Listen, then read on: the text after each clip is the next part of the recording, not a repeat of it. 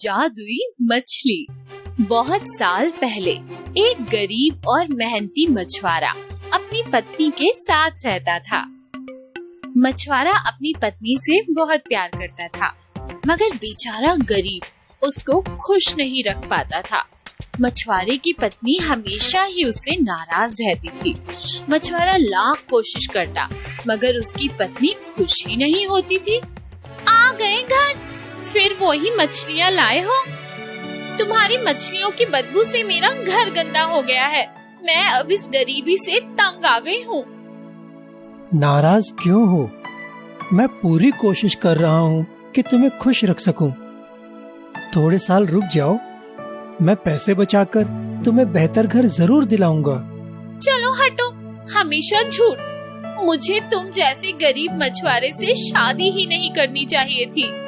बेचारा मछुआरा अपनी पत्नी के प्यार के लिए तरसता रहता था, मगर उसने हार नहीं मानी थी।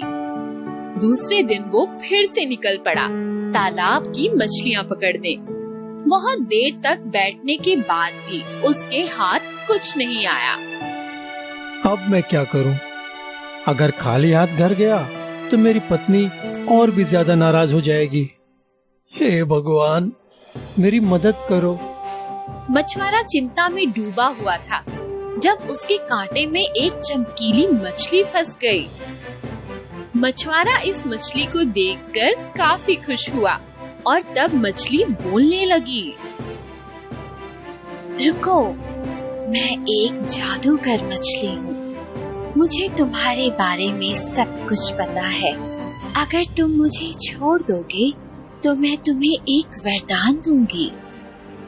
मछुआरा बोलने वाली मछली को देखकर चौंक गया, पर जब उसे पता चला कि मछली एक जादूगरनी है तो उसने मछली को वापस पानी में डाल दिया और दौड़कर अपनी पत्नी के पास गया। पता है आज मेरे साथ क्या हुआ? चुप करो, इस तरह दौड़ दौड़ कर आए हो। मुझे लगा बहुत सारी मछलियाँ लाए होगे, पर तुम तो खाली हाथ आए हो। अब इस तरह उछल क्यों रहे हो? मछुआरे ने पत्नी के गुस्से को नजरअंदाज कर दिया और उससे जादुई मछली के बारे में सब कुछ बता दिया। पहले तो पत्नी को यकीन ही नहीं हुआ, पर जब उसे यकीन हुआ उसने कहा, अरे मूर्ख इंसान, तुमने जादू वाली मछली पकड़ी और उसे बिना कुछ मांगे ही छोड़ दिया। तुम एक काम करो, अभी जाओ और उस मछली से हमारे लिए एक बड़ा सा घर मांगो। ये क्या? माना कि मैंने जादुई मछली पकड़ी, पर उससे मांगना मुझे सही नहीं लग रहा। अगर तुमने मछली से हमारे लिए बड़ा घर नहीं मांगा तो मैं तुमसे जिंदगी बर्बाद नहीं करूंगी। पत्नी की बातों से मजबूर होकर मछुआरे ने अपना मन मारा और एक बार फिर नदी की ओर चल दिया। नदी किनारे जाकर उसने देखा कि पानी का रंग बदल रहा था। पानी का रंग हरा हो गया था। जादुई मछली, ओ जादुई मछली, मैं वही मछुआरा हूँ जिसने तुम्हारी जान बचाई थी। क्या तुम यही हो? मछुआरे की आवाज सुनकर जादुई मछली पानी से बाहर आ गई। क्या हुआ? क्यों पुकार रहे हो तुम मुझे? मेरी पत्नी चाहती है कि वो एक बड़े से मकान में रहे। क्या तुम अपने जादू से मेरे झोपड़े को आलीशान मकान बना सकती हो? तुम चिंता मत करो, वापस घर जाओ। तुम्हारी पत्नी की इच्छा पूरी हो चुकी होगी। मछुआरा वापस घर की ओर चल दिया, पर ये क्या, उसकी पुरानी झोपड़ी वहाँ नहीं थी और उसकी जगह एक बड़ा सा घर आ गया था। मछुआरे को लगा कि अब मेरी पत्नी मुझसे बहुत खुश होगी, पर नहीं। अब तो तुम खुश हो ना? खुश नहीं, बिल्कुल नहीं। मुझे अब इस घर से भी बड़ा घर चाहिए, बिल्कुल महल जैसा, और मैं बनूंगी उस महल की रानी। ये सही नहीं है। ये घर हमारे लिए काफी बड़ा है। महल में रहकर हम क्या करेंगे? अगर तुम मेरी बात नहीं मानोगे तो मैं तुमसे नाराज हो जाऊंगी और तुमसे कभी बात नहीं करूंगी। दिल पे पत्थर रखकर एक बार फिर से मछुआरा तालाब की ओर चल दिया और वहाँ उसने देखा कि पानी अब लाल रंग का हो चुका था। मछुआरे ने एक बार फिर से मछली को आवाज लगाई, जादुई मछली, ओ जादुई मछली, मैं वही मछुआरा हूँ जिसने तुम्हारी जान बचाई थी। क्या तुम यही हो? मछुआरे की आवाज सुनकर जादुई मछली एक बार फिर से पानी से बाहर आ गई। क्या हुआ? क्यों पुकार रहे हो तुम मुझे? मुझे लगा था मेरी पत्नी बड़ा घर देखकर खुश होगी, पर अब उसे महल में रानी बनकर रहना है। तुम घर जाओ, तुम्हारी ये इच्छा पूरी होगी। तुम्हारी पत्नी अब एक बड़े महल की रानी होगी। मछुआरा वापस घर लौटा तो उसका बड़ा घर गायब था और उसकी जगह एक बड़ा सा आलीशान महल था, जिसकी रानी कोई और नहीं बल्कि उसी की पत्नी थी। आओ आओ, अब मैं रानी हूँ। कुछ दिन तक तो सब ठीक रहा, मगर फिर पत्नी बेचैन हो गई और उसने कहा कि वो सम्राटनी बनना चाहती है। रानी बनना मेरे लिए काफी नहीं है, अब मुझे सम्राटनी बनना है। ऐसा मत करो, लालच सही नहीं है। तुम्हें पता है ना, अगर मेरी इच्छा पूरी नहीं हुई तो मैं तुमसे बात नहीं करूंगी। ठीक है, जैसा तुम चाहोगी वैसा ही होगा। बड़ी मुश्किल से मन बनाकर मछुआरा एक बार फिर नदी की ओर चल दिया और वहाँ उसने देखा कि पानी का रंग काफी खराब हो चुका था। फिर भी उसने मछली को आवाज लगाई और अपनी इच्छा सामने रखी। जाओ, तुम्हारी पत्नी अब सम्राटनी बन चुकी है। मछुआरा दौड़कर अपने घर की ओर गया तो उसने देखा कि उसकी पत्नी सच में सम्राटनी बन चुकी है। उसे लगा कि अब तो ये खुश होगी। मैं अब सम्राटनी हूँ, मुझसे बेहतर कोई नहीं है। अब क्या तुम खुश हो? मुझे नहीं पता। कई दिन बीत गए मगर पत्नी खुश नहीं थी और उसे अब रात को नींद भी कम आने लगी थी। एक रात वो सोचती हुई काफी देर तक जाग रही थी। बहुत देर बाद आखिर पत्नी को नींद आ ही गई, पर तब तक सुबह हो चुकी थी। सूरज इतनी जल्दी कैसे उग गया? अभी तक तो मेरी नींद भी पूरी नहीं हुई। पत्नी ने गुस्से में मछुआरे को जगाया। उठो, जल्दी से उठो, मैं सूरज और चांद को अपने काबू में करना चाहती हूँ। ये क्या कह रही हो?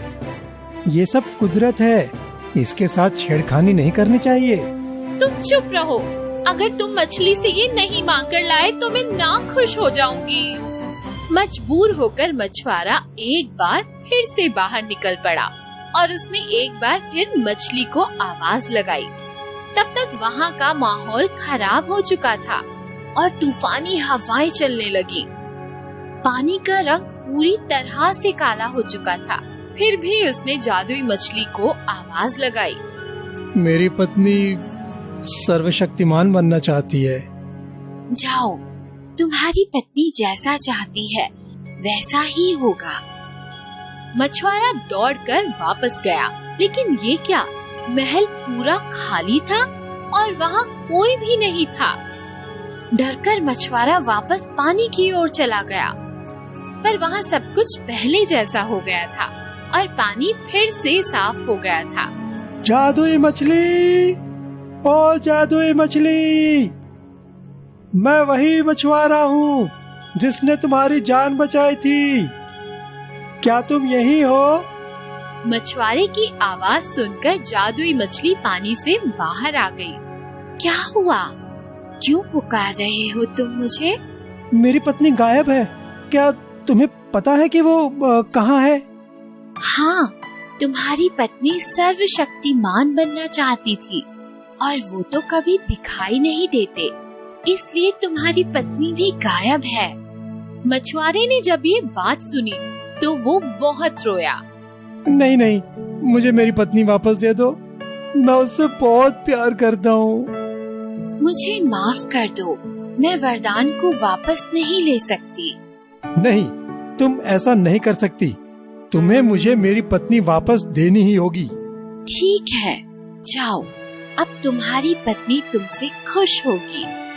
मछुआरा वापस जाता है और ये क्या, उसकी पुरानी झोपड़ी वापस आ गई थी और उसकी पत्नी भी।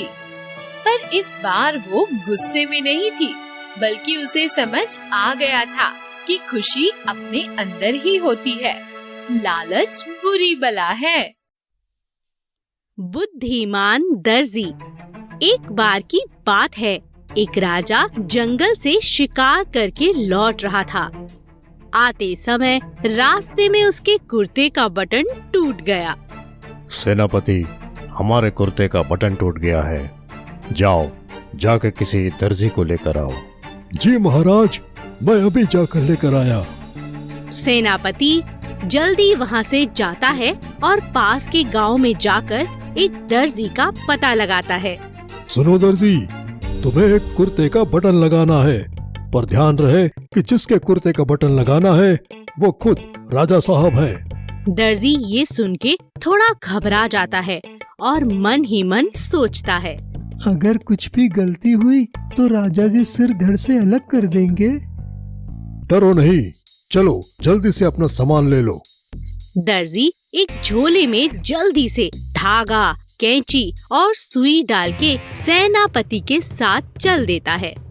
सेनापति, इतना समय कहाँ लग गया तुम्हें? माफ कीजिएगा महाराज, वो गांव में एक ही दर्जी है, इसलिए ढूंढने में वक्त लग गया। कोई बात नहीं, चलो अब जल्दी से बटन लगाओ। दर्जी घबराते घबराते राजा का बटन लगा देता है। लग गया महाराज बटन।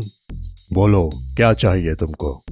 दर्जी सोचता है कि बटन लगाने के कितने ले। 2 रुपए मांग लूं? इतने कम पैसे मांग के उनका अपमान कर रहा हूँ। 100 रुपए मांग लूं? नहीं नहीं, इतने ज्यादा मांगूंगा तो राजा जी सोचेंगे मैं गांव वालों को भी ऐसे ही लूटता हूँ। कुछ देर और सोचने के बाद होशियार दर्जी बोलता है, महाराज, आपके सामर्थ्य और मेरी कुशलता के हिसाब से आपको जो ठीक लगे वो दे दीजिए। दर्जी की इस बात से अब राजा सोच में पड़ जाता है और मन ही मन कहता है, ओफो, इस दर्जी ने तो मुझे ही फंसा दिया। क्या दूं इसे मैं? 2-4 रुपए दूंगा तो अगर इसने किसी को बताया तो बेइज्जती हो जाएगी। वैसे दर्जी समझदार तो है, इसे कुछ इनाम तो देना ही पड़ेगा। कुछ देर सोचने के बाद, तुम दर्जी तो अच्छे हो ही, लेकिन बुद्धिमान भी हो। सेनापति, इस दर्जी को 2 गांव दे दिए जाएं। आपका बहुत बहुत शुक्रिया राजा जी। दर्जी राजा के इस उपकार से काफी खुश हो जाता है। कहाँ उसने 2 रुपए सोचे थे और उसे 2 गांव मिल गए। इस कहानी से हमें ये शिक्षा मिलती है कि जीवन में कई बार हम बहुत कम सोचते हैं, पर हमारे भाग्य में कुछ ज्यादा लिखा होता है।